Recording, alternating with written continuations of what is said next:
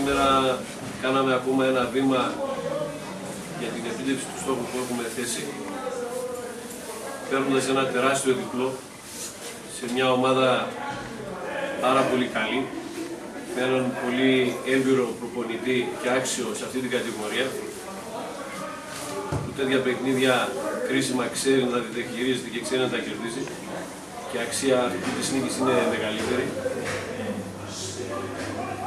Ένα μεγάλο μπράβο στα παιδιά που στο πρώτο ημίχρονο πιστεύω ότι ήμασταν πολύ καλοί. Στο δεύτερο χάσαμε την αυτοσυγκέντρωσή μας. Ο αντίπαλος πίεσε, προσπάθησε, αλλά χωρίς να κινδυνεύσουμε ιδιαίτερα. Και έτσι καταφέραμε να πάρουμε ένα πολύτιμο τρίποντο που μας δίνει μεγάλες ελπίδες για το μέλλον. Έχω μάθει να είμαι ρεαλιστής στη ζωή μου. Τόσα χρόνια που είμαι προπονητής, να βλέπω όπως είναι τα πράγματα στην πραγματικότητα. Κάναμε μια ήττα σήμερα. Σίγουρα είμαστε στεναχωρημένοι όλοι. Αλλά όμως δεν μπορείς να παραμονήσεις την προσπάθεια που έχουν κάνει τα παιδιά αυτά για να φτάσουν εδώ στην ομάδα, σε αυτή τη βαθμολογική θέση, να διεκδικήσει κάτι καλύτερο. Έχει γίνει υπερπροσπάθεια. Γι' αυτό και δεν έχω ούτε ένα παραπάνω του σκέφτομαι. Και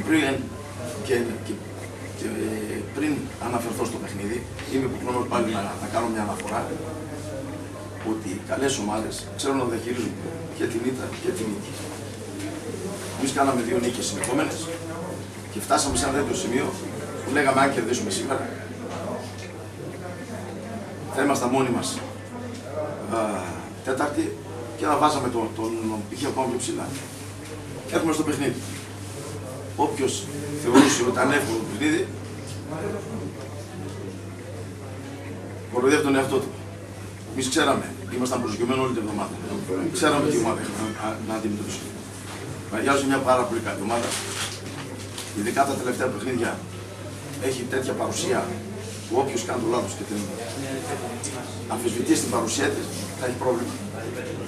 Και είχαμε ασχοληθεί με το παιχνίδι και σχεδιάσαμε το παιχνίδι έτσι, ώστε με υπομονή να πάει στο παιχνίδι, δηλαδή ήταν κάτι ανάλογο με την Καλυθέα. Δεν μας βγήκε.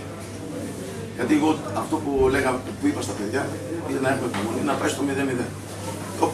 Γιατί εκεί θα οδηγούμε το παιχνίδι. Όποιος θα βάλει τον γκολ, θα πάρει το παιχνίδι. Να αντιμετωπίσουμε ένα πολύ δύσκολο παιχνίδι. Μια ομάδα εξίσου καλωστημένη, έναν έμπειρο προπονητή αξιόλογος της κατηγορίας. Θεωρώ ότι τίποτα δεν είναι τυχαίο αυτό που γίνεται στο Παναγιάλινο το τελευταίο διάστημα. Η δουλειά φέρει και αποδίδει καρπούς σε διοικητικό, σε προπονητικό. Νομίζω ότι τίποτα δεν είναι τυχαίο. Δίκαια επικρατήσαμε, ήμασταν καλύτεροι στο πρώτο ημίχρονο. Σαφώς στο δεύτερο προχωρήσαμε, έτσι είναι η Β' Εθνική, τη γνωρίζουμε. Έχουμε παίκτες που ξέρουν να διαχειρίζονται τις καταστάσεις. Αλλά δεν έχει τελειώσει κάτι, πρέπει να συνεχίσουμε με τον ίδιο ζήλο, την ίδια προσπάθεια για το καλύτερο για αυτή την ομάδα. Ένα μεγάλο μπράβο στους συμπαίκτες μου για την προσπάθεια. Ένα μεγάλο ευχαριστώ για τον κόσμο που ακολούθησε την ομάδα. Και μπράβο και στη διοίκηση του Αχαρναϊκού για τη φιλοξενία μας που μας παρήχε, ήταν άψογη. Τους ευχαριστούμε πολύ. Καλησπέρα. Πρώτα απ' όλα θέλω να δώσω συγχαρητήρια στην ομάδα του Παναγιάλιου. Ξέραμε τι ομάδα θα έχουμε να αντιμετωπίσουμε σήμερα. Δουλέψαμε όλη την εβδομάδα στους προπονητές με τον προπονητή μας, τους συμπαίκτες μου. Είναι μια από τις καλύτερες ομάδες στον όμιλό μας. Το είδαμε και σήμερα στο παιχνίδι, πήγανε καλύτερα. Πήρανε προβάδισμα στο σκορ και όπως είπαμε, όποιος έβαζε πρώτο σκορ θα είχε το πλεονέκτημα. Από τη μεριά μας έχουμε κάνει μια μεγάλη προσπάθεια. Είμαστε σε μια ικανοποιητική θέση. Προσπαθήσαμε βασικά για το καλύτερο. Δεν το καταφέραμε. Με την ήττα τη σημερινή μείναμε λίγο πίσω και θα δουλέψουμε για το καλύτερο. Θα φτάσουμε την ομάδα όσο πιο ψηλά γίνεται.